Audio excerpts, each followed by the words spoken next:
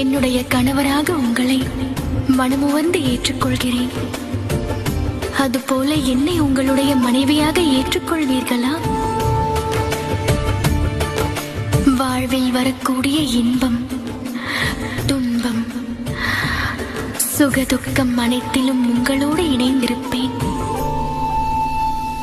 மரணத்தால் மட்டும்தான் பிரிவை உண்டாக்க இயலும்.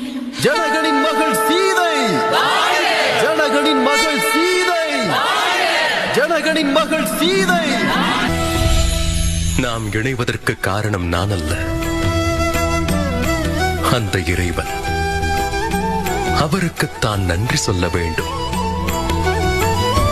இன்றிலிருந்து நீங்கள் நானாகவும் நான் நீங்களாகவும் வாழ்வோம். நம் இரு